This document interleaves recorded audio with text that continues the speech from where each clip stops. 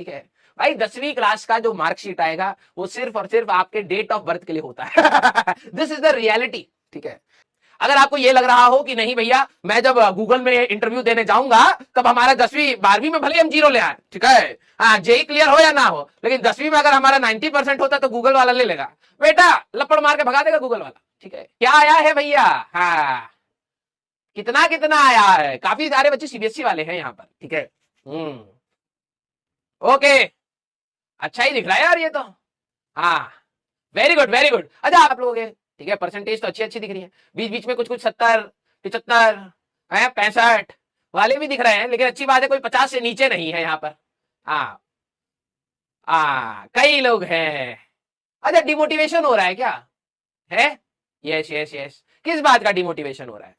देखो यार, आप लोग अभी अभी 11वीं क्लास में आए हो, आप लोगों को थोड़ा सा ना मतलब सोच वाइज स्ट्रॉन्ग बनाना पड़ेगा, ठीक है। अच्छा वैसे तो आप सभी लोगों के परसेंटेज अच्छे हैं, ठीक है, जैसा भी जिसका आया है अच्छा ही है, कोई दिक्कत नहीं, क्योंकि आप उसको आप चेंज नहीं कर सकते, ठीक है। और आगे का क्या रास्ता है उसको हमें देखना पड़ेगा, कैसे इंप्रूवमेंट है वो करनी पड़ेगी, जो कमियां रहेगी उसको देखना पड़ेगा, है ना। तो मेरे को सारे बच्चे एक बार बताइए कि किस चीज की वजह से हाँ आप लोगों को डिमोटिवेशन हो रहा है, हाँ क्यों डिमोटिवेशन हो रहा है? मार्क्स कमाने की वजह से डिमोटिवेशन, यही है एक, क्या घर वाले खुश नहीं है इसका डिमोटिवेशन, या आपका दोस्त ज्यादा मार्क्स स्कोर कर गया इसका डिमोटिवेशन है, पेरेंट्स, परसेंटेज, हाँ अच्छा एक की गर्लफ्रेंड ज्यादा स्कोर कर गई है तो बेटा अब ज्यादा चलने वाला भी नहीं है, ठीक है, हाँ शक्ल पे ध्यान दे दिया होगा उन्होंने, इसलिए पढ़ाई पर फोकस बना दिया, अब आगे बढ़ जाएंगे वो। यस, हाँ मेहनत की वजह से डिमोटिवेशन हो रहा है कई बच्चों को, काफी बच्चे फ्रेंड्स, अच्छा जलन की वजह से हो रहा है, ठीक है, हाँ कुछ बच्चों को जलन हो रही है कि दोस्त ज्यादा अच्छा लेके चले गए हैं, ठीक है। देखो भाई, हाँ आ जाओ, मैं समझ गया, ये आप वैसे ही फील कर रहे हैं जैसा हम लोग फील करवाते थे अपने दोस्तों को।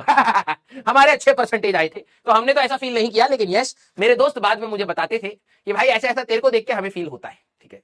तो पहले तो 10वीं क्लास में तो बच्चे ही थे, घमंड करते थे, फिर 11वीं क्लास में टाइट ऑफिस हो गए हैं, हाँ तो समझिएगा 10वीं क्लास में क्या होता है ना, ये बचपना है, ठीक है। जिनको ये लग रहा हो कि उनकी लाइफ खराब हो गई है, ठीक है भाई, 10वीं क्लास का जो मार्कशीट आएगा वो सिर्फ और सिर्फ आपके डेट ऑफ बर्थ के लिए होता है। दिस इज द रियलिटी, ठीक है, this is the hard reality of life, ठीक है। अब आपका हाँ 10वीं क्लास का परसेंटेज जब आप यहां से 10-15 साल आगे चले जाएंगे, ठीक है, रियलिटी बता रहा हूं, देखो आपको रियलिटी चेक होना चाहिए, ठीक है। आ जाओ तो 10वीं क्लास का जब भी आप मार्कशीट दिखाएंगे सब लोग बस यही देखेंगे, अच्छा नाम ये है, अच्छी बात है, डेट ऑफ बर्थ मैच कर रहा है, बहुत बढ़िया, बस खत्म, ठीक है। इतनी मेहनत कहीं ना कहीं हमारे सिर्फ डेट ऑफ बर्थ के लिए होती है, ठीक है। ये रियलिटी है भाई, मेरे इतने अच्छे परसेंटेज आए थे, मैं सोचता कहीं पर भी 10वीं का लगाऊंगा तो भाई सब कंपनी वाले खुश हो जाए, कंपनी वालों को फर्क नहीं पड़ता तुम 10वीं में क्या स्कोर करके लाए हो, उनको क्या फर्क पड़ता है, कहीं ना कहीं थोड़ा बहुत जो फर्क पड़ता है वो है कि आप किस कॉलेज से ग्रेजुएट हो रहे हैं, आपने किस स्ट्रीम से अपनी डिग्री प्राप्त करी है, और जिस भी स्ट्रीम से आपने पढ़ा है क्या उसका नॉलेज आपको है या नहीं, बस इतनी ही बात उनको मैटर करती है। अगर आपको यह लग रहा हो कि नहीं भैया, मैं जब गूगल में इंटरव्यू देने जाऊंगा तब हमारा 10वीं 12वीं में भले हम 0 ले आए, ठीक है, हाँ जेई क्लियर हो या ना हो, लेकिन 10वीं में अगर हमारा 90% होता तो गूगल वाला ले लेगा, बेटा लपड़ मार के भगा देगा गूगल वाला, ठीक है। हाँ तो ये चीज आप सभी लोग ध्यान से समझिए, दिस इज अ पार्ट, ठीक है। ये एग्जाम्स क्यों रखे जाते हैं, ये एग्जाम इसलिए रखे जाते हैं कि क्योंकि जैसे जैसे आपकी एज बढ़ रही है तो आपके लिए डिस्ट्रैक्शंस भी बढ़ रहे हैं, ठीक है। अगर आपका किसी एक पर्टिकुलर फील्ड में इंटरेस्ट है तो आप सीरियस होके पढ़े, ठीक है, और सीरियस होके पढ़े तभी आप डिसाइड कर पाएंगे कि आपके लिए कौन सी ब्रांच बेटर है, ठीक है। क्या आप मेडिकल साइड जाना चाहेंगे, इंजीनियरिंग साइड जाना चाहेंगे, कॉमर्स साइड जाना चाहेंगे, आर्ट साइड जाना चाहेंगे, this is the first time in your life जहां पर आप एक प्रोफेशनल करियर की तरफ कदम बढ़ाते हैं, नहीं तो 10वीं तक कोई प्रोफेशनल करियर की बात नहीं थी। यहां पर आके अब आप लोग सभी, हम सभी लोग इंजीनियरिंग की बातें कर रहे हैं, ठीक है। कोई कॉमर्स लेगा तो वो उस फील्ड की चीजों के बारे में बात करेगा, कोई मेडिकल लेगा वो उस चीज के बारे में बात करेगा। This is your first tiny step towards your professional career, ठीक है।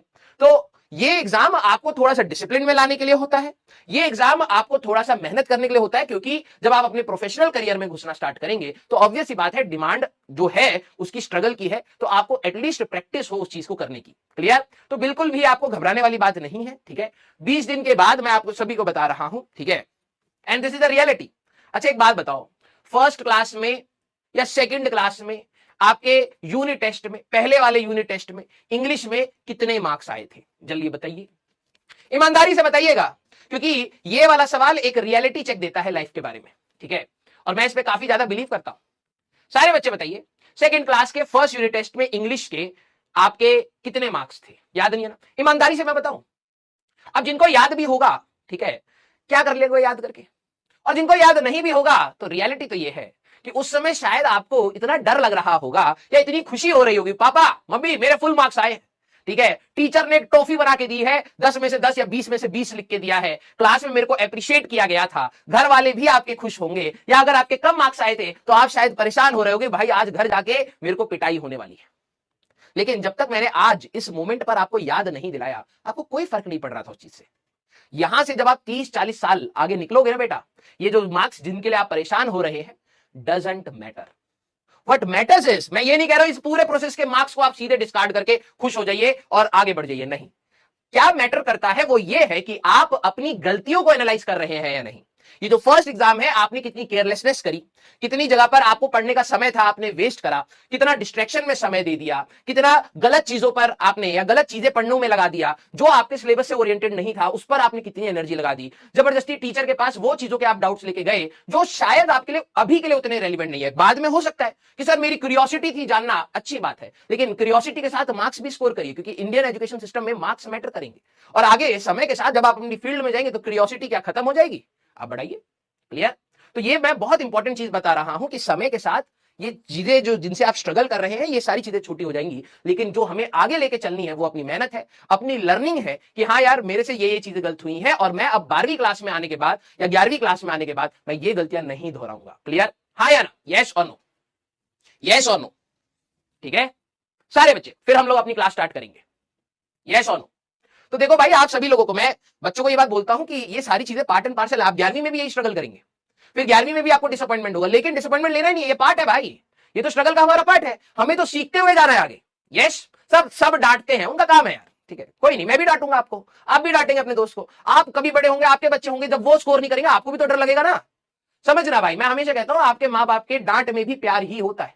उसका रीजन मैं आपको बता देता हूं, हम सभी लोग मिडिल क्लास फैमिली से बिलोंग करते हैं, हमारे पास कोई करोड़ों की संपत्ति तो है नहीं कि भाई एक ही दिन रातों रात हम अमीर हो जाए, नहीं हो सकता। मिडिल क्लास फैमिली के पास सिर्फ एक एसेट है, दैट इज एजुकेशन, और वो भी कईयों को नहीं मिल पाती है। ध्यान से सुनना है, ये रियलिटी बता रहा हूं। हमारी सभी की फैमिली में सभी लोग एजुकेशन पर क्यों इतना फोकस करते हैं? क्योंकि हम लोग सारे पीछे रह गए, और जब हमारे पास देखा जाए कि भाई आगे बढ़ने का रास्ता क्या है, तो वो सिर्फ और सिर्फ पढ़ाई नजर के आती है। और जब आप पढ़ाई नहीं करते हैं तो आपको नहीं समझ आता कि आपकी कितनी पीढ़ियां पीछे हो रही है, ठीक है? तो वो जब पेरेंट्स की एज पर आप लोग भी आओगे ना, और आप एक बार मैच्योरिटी के साथ एक बार सोचने की कोशिश करना कि जब आपका छोटा बच्चा होगा और वो पढ़ाई नहीं कर रहा होगा, तो क्या आपको ये दिक्कत होगी कि इसके मार्क्स नहीं आएंगे? नहीं, उसके अंदर ये होएगा, आपके अंदर ये आएगा कि यार ये जब बड़ा होगा तो कहीं जॉब में दिक्कत ना आए, कहीं ऐसा ना हो कि इसको सैलरी नहीं मिल रही हो, जॉब ही नहीं मिल रही हो, घूम रहा हो, धक्के खा रहा हो, वो डर होता है। तो जब आप अपने पेरेंट्स के इस डर को समझ जाएं कि वो किस लिए है, क्योंकि वो आपका अपलिफ्टमेंट ही चाहते हैं बेटा, वो चाहते हैं कि वो मीडियोकर हम लोग जो लाइफ जी के निकले हैं या जी रहे हैं, आप उससे आगे जाओ, और उसका एक ही रास्ता है, दैट इज एजुकेशन। और जब आपके पास पढ़ने का मौका हो, ठीक है, अभी मैं ओम पांडे सर से बात कर रहा था, तो उनके 2 भाई हैं, कजन भाई हैं, ठीक है, वो कोटा में जाके तैयारी कर रहे थे, 70% एंड 65%, और वो आज बहुत उदास भी थे। वो कह रहे थे यार कि इनको मैं कैसे समझाऊं कि इन्होंने लाइफ में कितनी बड़ी चीज मिस कर दी है, ठीक है, ड्रॉप लेने का अब उनका मन भी नहीं है, ठीक है, और कितनी बड़ी चीज आपके हाथ से चली गई। आप लाइफ लॉन्ग, अब 4 साल के बाद आप दोबारा इस चीज की तैयारी नहीं कर सकते, आप आज ही कर सकते हैं, आज ही घिस सकते हैं, और एक बार आपके पास कॉलेज अच्छा आ जाता है, इसकी कोई गारंटी नहीं होती कि आपकी लाइफ बहुत स्मूथ हो जाएगी, लेकिन यस, आपके कुछ स्टेप्स आसान हो सकते हैं, कुछ स्टेप्स हो सकता है कि जब आप कॉलेज में जाएंगे तो कुछ कंपनियां अच्छी आ जाए, आप उनमें आराम से बैठ पाए। जहां आप ऑफलाइन बैठेंगे वहां पे भाई हजारों लोग होंगे, आपकी कॉलेज में आएगी तो 30-40 लोग बैठे हैं उस कंपनी के लिए, तो आपको कुछ स्टेप्स आसानी से मिल जाते हैं। क्लियर? तो प्लीज आप लोग घबराइएगा मत, ठीक है, ये पार्ट एंड पार्सल है, ठीक है, तो आप इसमें से आगे बढ़िए, स्ट्रेंथ के साथ आगे बढ़िए, और कोशिश करिए कि कुछ अच्छा बेहतर यहां से निकाला जाए। क्लियर? यस मेरे इंटरवेंटर्स। हाँ, अब देखो भाई, बोर्ड्स के रिजल्ट पर 10 दिन खराब करोगे तो 11वीं खराब होगी, 10वीं क्लास खराब नहीं होगी। जो समझदार बच्चा होगा, मैं मानता हूं इमोशनल फ्रंट आता है, आप एक्सपेक्ट कुछ कर रहे हो, और हमेशा एक्सपेक्टेशन से कभी कभार नीचे ही, मेजॉरिटी टाइम्स नीचे मिलता है। अब यहां से आप कितना समय खराब करना चाहते हैं, वो आपका 10वीं खराब नहीं कर रहा है, वो आपका फ्यूचर जो 11th एंड 12th है उस पर इंपैक्ट डालेगा। और एक मेच्योरिटी साइन बच्चे का यही होता है कि इमोशनल फ्रंट हटाएं, भैया अब हमें घिसना पड़ेगा, वो करें। क्लियर? Love you all.